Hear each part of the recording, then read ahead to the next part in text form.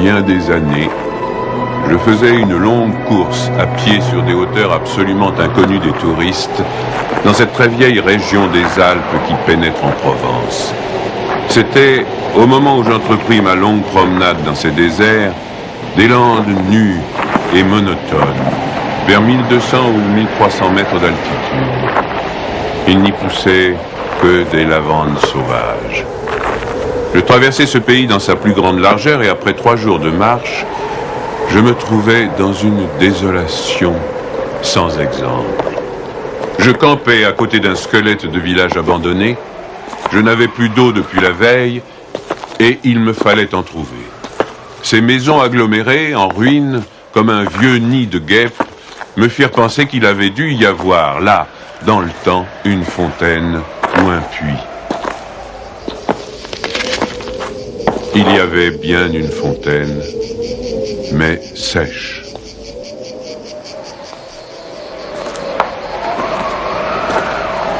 Les 5 à 6 maisons, sans toiture, rongées de vent et de pluie, la petite chapelle au clocher écroulé, étaient rangées comme le sont les maisons et les chapelles dans les villages vivants, mais toute la vie avait disparu.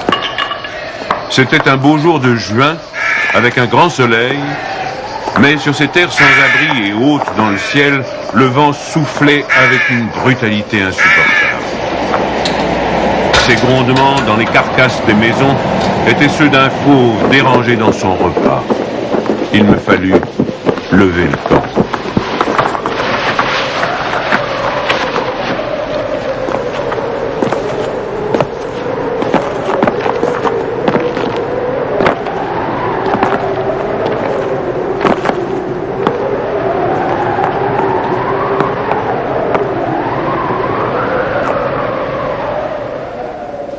À 5 heures de marche de là, je n'avais toujours pas trouvé d'eau et rien ne pouvait me donner l'espoir d'en trouver. C'était partout la même sécheresse, les mêmes herbes ligneuses.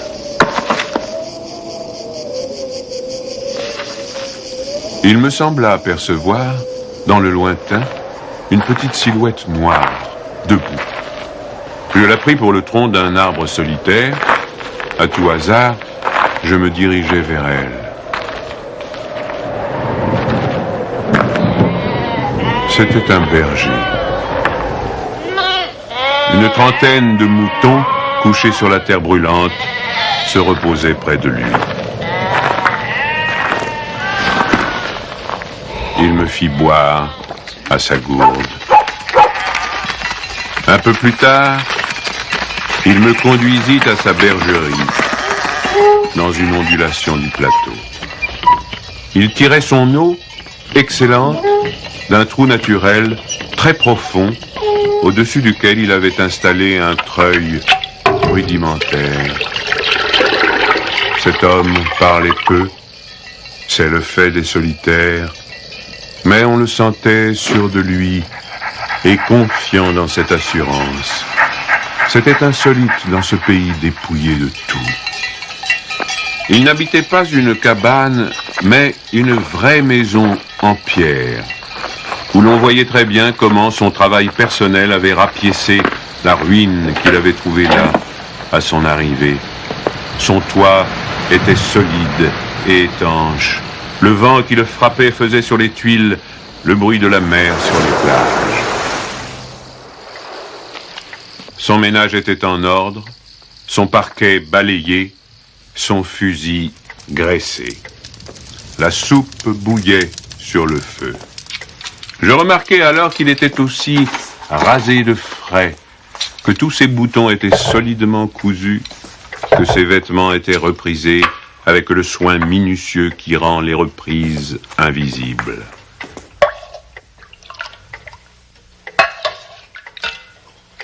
Il me fit partager sa soupe.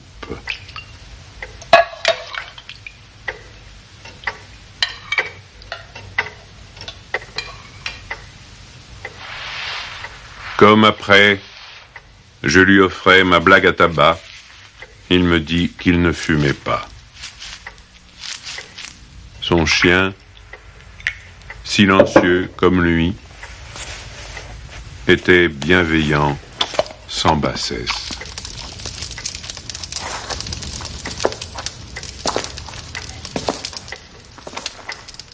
Il avait été entendu que je passerais la nuit là, le village le plus proche étant encore à plus d'une journée et demie de marche. Je connaissais parfaitement le caractère des rares villages de cette région. Il y en a 4 ou 5, dispersés, loin les uns des autres, sur les flancs de ces hauteurs, dans les taillis de chênes blancs, à la toute extrémité des routes carrossables. Ils sont habités par des bûcherons qui font du charbon de bois. Ce sont des endroits où l'on vit mal. Les familles, serrées les unes contre les autres, dans ce climat qui est d'une rudesse excessive, aussi bien l'été que l'hiver, exaspèrent leur égoïsme en vase clos. L'ambition irraisonnée s'y démesure. Dans le désir continu de s'échapper de cet endroit, les hommes vont porter leur charbon à la ville, puis retournent. Les plus solides qualités craquent sous cette perpétuelle douche écossaise. Les femmes mijotent des rancœurs. Il y a concurrence sur tout, aussi bien pour la vente du charbon de bois que pour le banc à l'église, pour les vertus qui se combattent entre elles, pour les vices qui se combattent entre eux, et pour la mêlée générale des vices et des vertus sans repos. Par là-dessus, le vent également sans repos irrite les nerfs. Il y a des épidémies de suicide et de nombreux cas de folie, presque toujours meurtrières.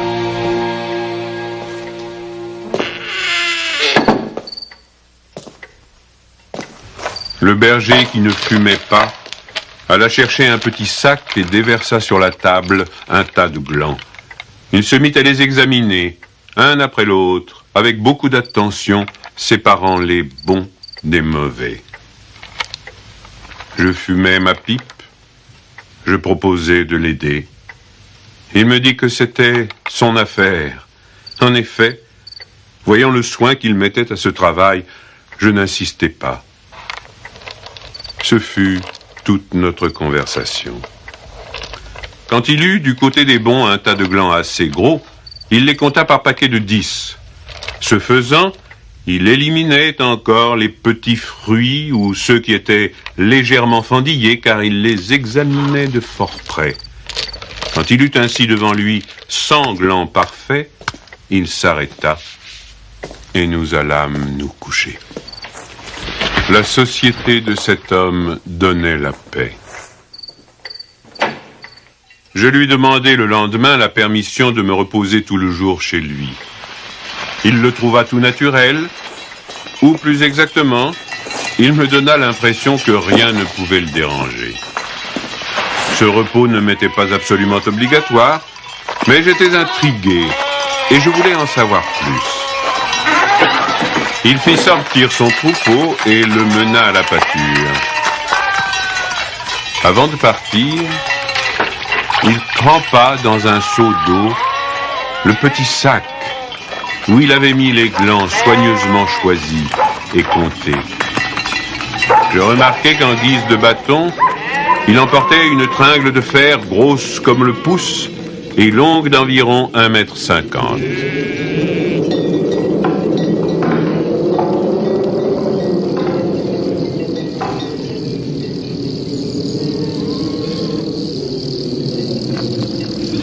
Je fis celui qui se promène en se reposant, et je suivis une route parallèle à la sienne. La pâture de ces bêtes était dans un fond de combe. Il laissa le petit troupeau à la garde du chien et monta vers l'endroit où je me tenais.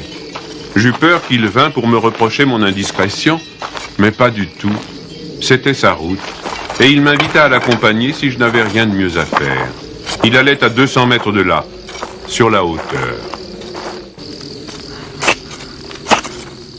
Arrivé à l'endroit où il désirait aller, il se mit à planter sa tringle de fer dans la terre. Il faisait ainsi un trou dans lequel il mettait un gland, puis il rebouchait le trou. Il plantait des chênes. Je lui demandai si la terre lui appartenait. Il me répondit que non. Savait-il à qui elle était? Il ne savait pas. Il supposait que c'était une terre communale ou peut-être était-elle la propriété de gens qui ne s'en souciaient pas. Lui ne se souciait pas de connaître les propriétaires. Il planta ainsi ses semblants avec un soin extrême.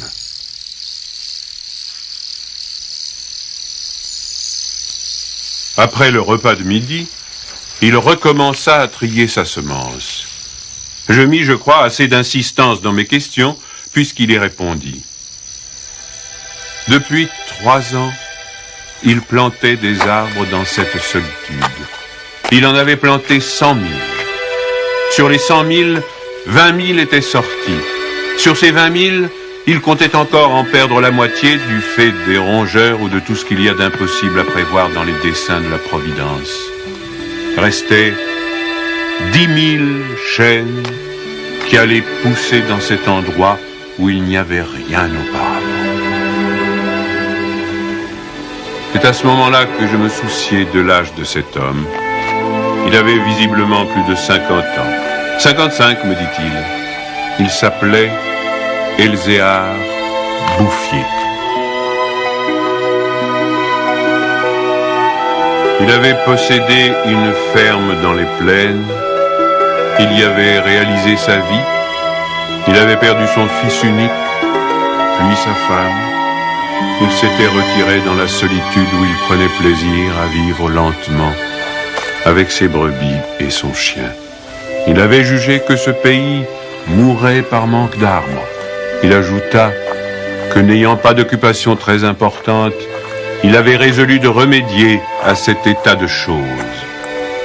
Mon jeune âge me forçait à imaginer l'avenir en fonction de moi-même et d'une certaine recherche du bonheur. Je lui dis que dans 30 ans, ces 10 000 chênes seraient magnifiques. Il me répondit très simplement que si Dieu lui prêtait vie, dans 30 ans, il en aurait planté tellement d'autres que ces 10 000 seraient comme une goutte d'eau dans la mer. Il étudiait déjà la reproduction des hêtres et il en avait près de sa maison une pépinière issue des faînes. Les sujets qu'il avait protégés de ses moutons étaient de toute beauté. Il pensait également à des bouleaux pour les fonds où, me dit-il, une certaine humidité dormait à quelques mètres de la surface du sol. Nous nous séparâmes le lendemain. L'année d'après, il y eut la guerre de 14 dans laquelle je fus engagé pendant 5 ans. Un soldat d'infanterie ne pouvait guère y réfléchir à des arbres.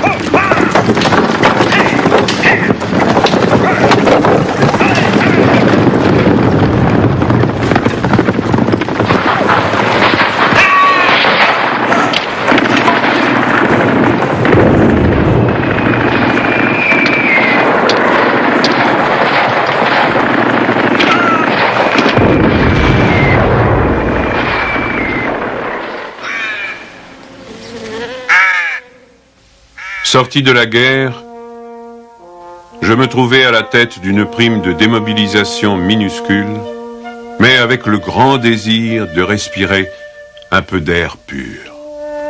C'est sans idée préconçue, sauf celle-là, que je repris le chemin de ces contrées désertes. Le pays n'avait pas changé. Toutefois, au-delà du village mort, j'aperçus dans le lointain une sorte de brouillard gris qui recouvrait les hauteurs comme un tapis. Depuis la veille, je m'étais remis à penser à ce berger planteur d'arbres. 10 000 chênes, me disais-je, occupent vraiment un très large espace. J'avais vu mourir trop de monde pendant 5 ans pour ne pas imaginer facilement la mort d'Elzéar Bouffier. D'autant que, lorsqu'on en a 20, on considère les hommes de 50 comme des vieillards à qui il ne reste plus qu'à mourir.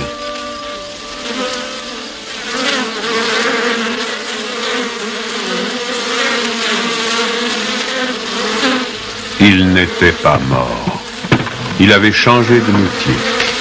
Il ne possédait plus que 4 brebis, mais par contre, une centaine de ruches. Il s'était débarrassé des moutons qui mettaient en péril ses plantations d'arbres. Il ne s'était pas du tout soucié de la guerre. Il avait imperturbablement continué à planter.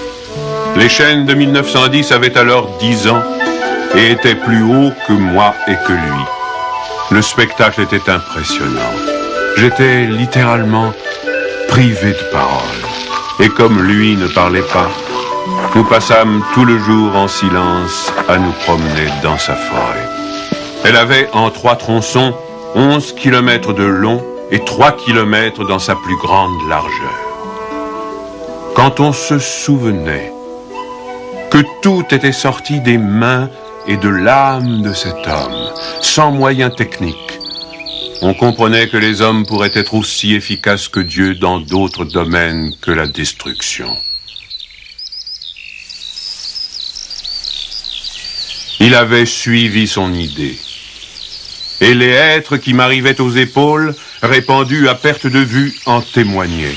Les chênes étaient drus et avaient dépassé l'âge où ils étaient à la merci des rongeurs. Quant au dessein de la Providence elle-même, pour détruire l'œuvre créée, il lui faudrait avoir désormais recours au cyclone. Il me montra d'admirables bosquets de bouleaux qui dataient de 5 ans, c'est-à-dire de 1915, de l'époque où je combattais à Verdun. Il leur avait fait occuper tous les fonds où ils soupçonnaient, avec juste raison, qu'il y avait de l'humidité presque à fleur de terre. Ils étaient tendres comme des adolescents et très décidés. La création avait l'air d'ailleurs de s'opérer en chaîne. Il ne s'en souciait pas. Il poursuivait obstinément sa tâche, très simple. Mais, en redescendant par le village, je vis couler de l'eau dans des ruisseaux qui, de mémoire d'homme, avaient toujours été à sec. C'était la plus formidable opération de réaction qu'il m'ait été donné de voir. Ces ruisseaux secs avaient jadis porté de l'eau dans des temps très anciens. Certains de ces villages tristes dont j'ai parlé au début de mon récit s'étaient construits sur les emplacements d'anciens villages gallo-romains dont il restait encore des traces, dans lesquels les archéologues avaient fouillé et ils avaient trouvé des hameçons à des endroits où, au XXe siècle, on était obligé d'avoir recours à des citernes pour avoir un peu d'eau. Le vent aussi dispersait certaines graines. En même temps que l'eau réapparut, réapparaissaient les saules, les osiers, les prés, les jardins, les fleurs et une certaine façon de vivre. Mais la transformation s'opérait si lentement qu'elle entrait dans l'habitude sans provoquer d'étonnement. Les chasseurs qui montaient dans les solitudes à la poursuite des lièvres ou des sangliers avaient bien constaté le foisonnement des petits arbres, mais ils l'avaient mis sur le compte des malices naturelles de la terre. C'est pourquoi personne ne touchait à l'œuvre de cet homme. Si on l'avait soupçonné, on l'aurait contrarié. Il était insoupçonnable. Qui aurait pu imaginer, dans les villages et les administrations, une telle obstination dans la générosité la plus magnifique?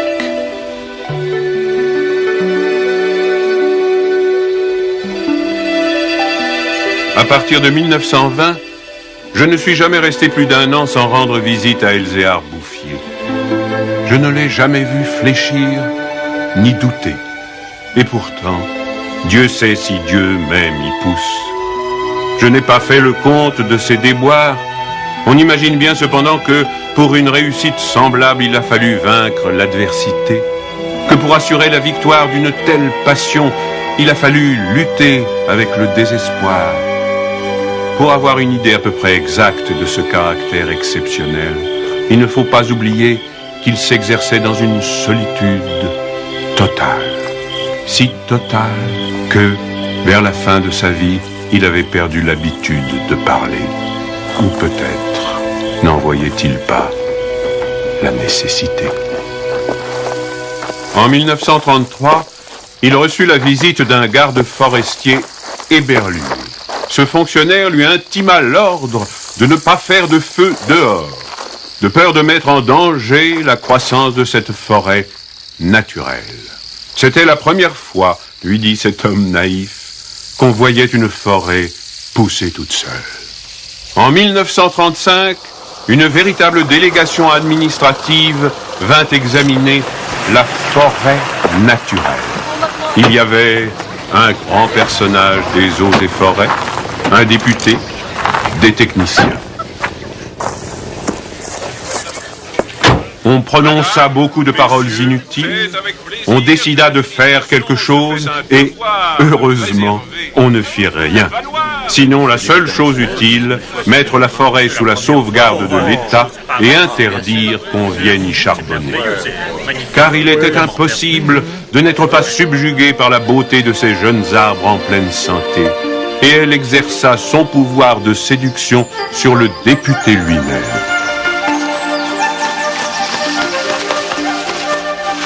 J'avais un ami parmi les capitaines forestiers qui était de la délégation. Je lui expliquai le mystère.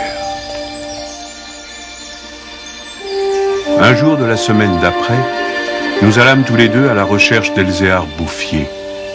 Nous le trouvâmes en plein travail, à 20 km de l'endroit où avait eu lieu l'inspection. Ce capitaine forestier n'était pas mon ami pour rien. Il connaissait la valeur des choses. J'offris les quelques œufs que j'avais apportés en présent. Nous partageâmes notre casse-croûte en trois, et quelques heures passèrent dans la contemplation muette du paysage. Le côté d'où nous venions était couvert d'arbres de 6 à 7 mètres de haut. Je me souvenais de l'aspect du pays en 1913, le désert. Le travail paisible et régulier, l'air vif des hauteurs, la frugalité et surtout la sérénité de l'âme avaient donné à ce vieillard une santé presque solennelle. C'était un athlète de Dieu. Je me demandais combien d'hectares il allait encore couvrir d'arbres. Avant de partir, mon ami fit simplement une brève suggestion à propos de certaines essences auxquelles le terrain d'ici paraissait devoir convenir. Il n'insista pas. Pour la bonne raison, me dit-il après, que ce bonhomme en sait plus que moi. Au bout d'une heure de marche, l'idée ayant fait son chemin en lui, il ajouta « Il en sait beaucoup plus que tout le monde. Il a trouvé un fameux moyen d'être heureux. » C'est grâce à ce capitaine que non seulement la forêt, mais le bonheur de cet homme furent protégés. L'œuvre ne courut un risque grave que pendant la guerre de 1939. Les automobiles marchant alors au gazogène, on n'avait jamais assez de bois. On commença à faire des coupes dans les chênes de 1910, mais ces quartiers sont si loin de tout réseau routier que l'entreprise se révéla très mauvaise au point de vue financier. On l'abandonna.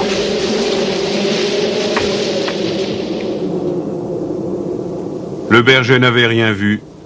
Il était à 30 km de là, continuant paisiblement sa besogne, ignorant la guerre de 39, comme il avait ignoré la guerre de 14. J'ai vu Elzéar Bouffier pour la dernière fois en juin 1945. Il avait alors 87 ans. J'avais donc repris la route du désert, mais maintenant, malgré le délabrement dans lequel la guerre avait laissé ce pays, il y avait un car qui faisait le service entre la vallée de la Durance et la montagne.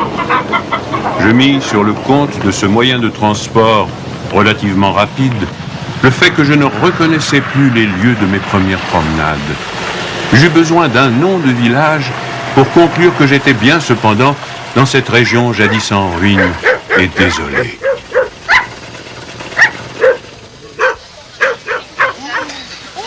Le car me débarqua à Vergon. En 1913, ce hameau de 10 à 12 maisons avait 3 habitants. Ils étaient sauvages, se détestaient, vivaient de chasse aux pièges. Leurs conditions étaient sans espoir. Tout était changé. L'air lui-même. Au lieu des bourrasques sèches et brutales qui m'accueillaient jadis, soufflait une brise souple, chargée d'odeurs. Un bruit semblable à celui de l'eau venait des hauteurs. C'était celui du vent dans les forêts. Enfin, chose plus étonnante, j'entendis le vrai bruit de l'eau coulant dans un bassin. Je vis qu'on avait fait une fontaine, qu'elle était abondante, et ce qui me toucha le plus, on avait planté près d'elle un tilleul, symbole incontestable d'une résurrection.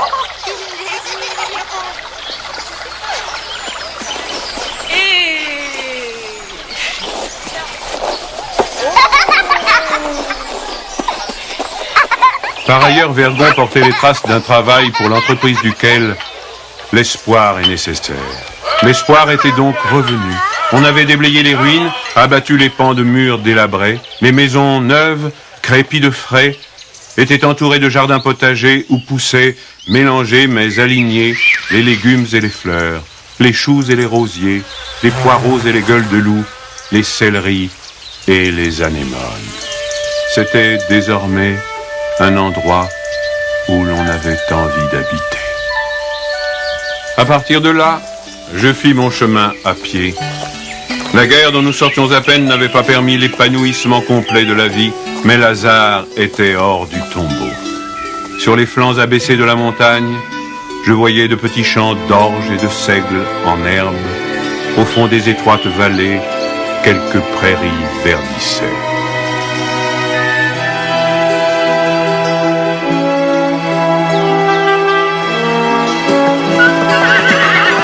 Il n'a fallu que les 8 ans qui nous séparent de cette époque pour que tout le pays resplendisse de santé et d'aisance. Sur l'emplacement des ruines que j'avais vues en 1913, s'élèvent maintenant des fermes propres, bien crépies, qui dénotent une vie heureuse et confortable. Les vieilles sources, alimentées par les pluies et les neiges que retiennent les forêts, se sont remises à couler. À côté de chaque ferme, dans des bosquets d'érables, les bassins des fontaines débordent sur des tapis de menthe fraîche. Les villages se sont reconstruits peu à peu. Une population venue des plaines où la terre se vend chère s'est fixée dans le pays, y apportant de la jeunesse, du mouvement, de l'esprit d'aventure. On rencontre dans les chemins des hommes et des femmes bien nourris, des garçons et des filles qui savent rire et ont repris goût aux fêtes campagnardes.